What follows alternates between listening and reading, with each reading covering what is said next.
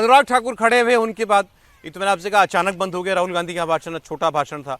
अब उसके बाद अनुराग ठाकुर खड़े हुए, इन्होंने भी पिछले सत्र में इन्होंने खूब डट के जवाब दिया था राहुल गांधी की बातों का। तो ये भी तय होता ही है कि जैसे राहुल गांधी बोल रहे हैं तो इनकी मार्किंग कौन करेगा, इनके बाद कौन खड़ा होगा सत्ता पक्ष से, बीजेपी से, और कौन इनको जवाब देगा। तो अब लगता है अनुराग ठाकुर को वो जिम्मेदारी दे दी गई है कि आप इनकी बातों का जवाब दें पार्लियामेंट में। ये हैं निशिकांत दुबे हैं, किरण रिजिजू भी बोलते हैं। अनुराग ठाकुर खड़े हुए, उन्होंने कहा ये बार बार किताब दिखाते हैं जो उसको पढ़ तो लें एक बार, कितने पन्ने हैं इसमें ये बता दें मुझे। राहुल गांधी नहीं बता सकते क्योंकि आज तक इन्होंने वो किताब खोली ही नहीं है। सुनिए। पिछली बार भी जब चर्चा हुई तब भी मैंने कहा था कि कुछ लोग संविधान तो हाथ में लेके घूमते हैं लेकिन ये नहीं बता पाए कि उसके पन्ने तक कितने हैं, क्योंकि इन्होंने कभी खोला ही नहीं। आज मैं क्योंकि ये संविधान जो राहुल जी सब तरफ दिखाते हैं सर, शायद इन्होंने इसके 2 पन्ने भी खोलकर नहीं देखे। अगर आप इसका प्रीफेस देखेंगे, प्रीफेस किसने लिखा है सर? सुप्रीम कोर्ट के वरिष्ठ अधिवक्ता गोपाल शंकर नारायण जी, उन्होंने लिखते हैं, our constitution was crafted by the finest and most emancipated minds of the time and thankfully not directed by the confused Nehruvian social policy that guided success governments। वो इनकी नेहरू जी की विचारधारा पर सवाल खड़ा करते हैं। और उन्होंने लिखा है कि giants like B.R. Ambedkar, B.N. Rao, Sardar Patel, K.M. Munshi, Alladi debate provisions to protect the basic freedom. उन्होंने श्रेय दिया है तो अम्बेडकर जी को, सरदार पटेल और आगे। सर इसके अगले पन्ने पे क्या लिखते हैं गोपाल शंकर नारायण, और ये इन्हीं का ही है सर, मैं नहीं पढ़ रहा हूँ, जो इन्होंने हाउस में दिखाया। इसमें लिखा है, were it not for the strength of the document, Indira Gandhi would have been compelled to end the darkest episode in independent India by ending the emergency. यानी कि संविधान की ताकत थी जिन्होंने इंदिरा गांधी जी की इमरजेंसी को खत्म किया था, तो इस संविधान की ताकत थी। और ये आपके इसके अंदर लिखा है, राहुल जी जो आप लेकर घूमते हो, कभी खोल के पढ़ो तो सही। अब कुछ बड़े ऑब्वियस सी घटनाक्रम है जिन पर कांग्रेस फंसती है। संविधान में तो कांग्रेस पार्टी को घेरने की बहुत सारी बातें हैं विपक्ष के पास। अब जैसे उन्होंने कहा कि 1975 में जब इमरजेंसी लगी थी तब संविधान का गला घोटा गया था, दिल्ली में जब हजारों सिखों को जला दिया गया था, कत्ल किया गया था, तब संविधान का गला घोटा गया था। सारी बातें कही अनुराग ठाकुर ने।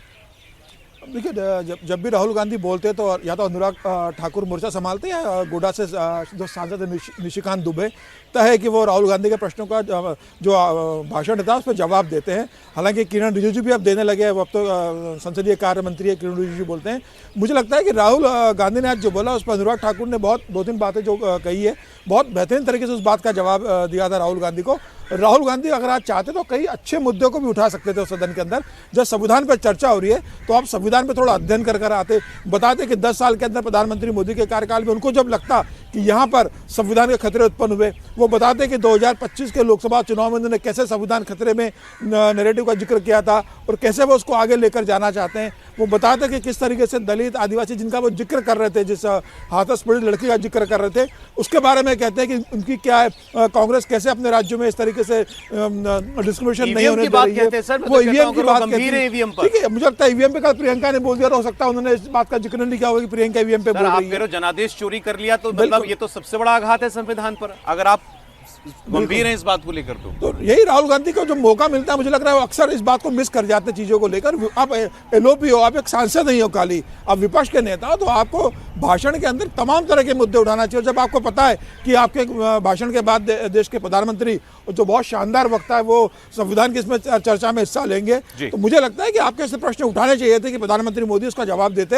या कम से कम सत्ता पक्ष को उसका जवाब देने में थोड़ी मुश्किलें होती।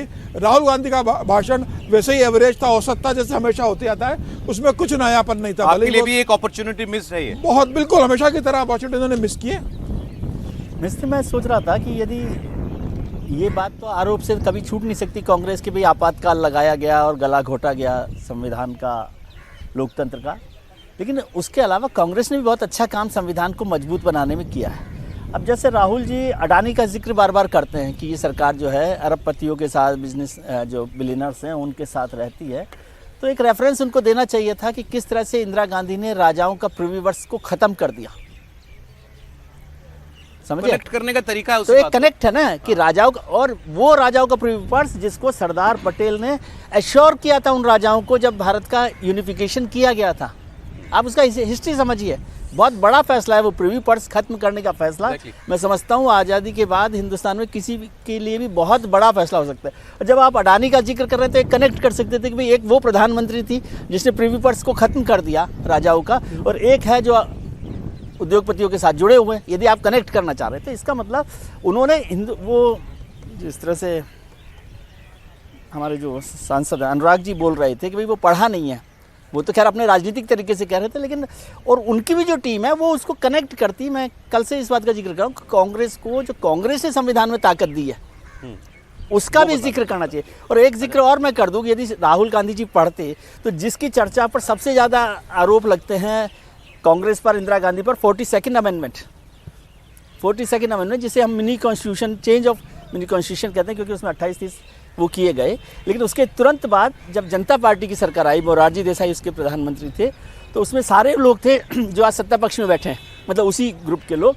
उन लोगों ने उस 42nd अमेंडमेंट को जब बदलने की बात हुई तो ज़्यादातर लोगों की राय थी कि अरे इसमें तो सारे सरकार के फ़ायदे की बातें हैं, इसमें से कुछ पॉइंट जो सरकार के फ़ायदे के नहीं हैं या जिन पर हो सकती है उनको बदल दिया जाए। ओवरटर्न नहीं किया पूरा, और पूरे को ओवरटर्न नहीं किया। उसमें अकेले लालकृष्ण आडवाणी थे जो उसको पूरी तरह से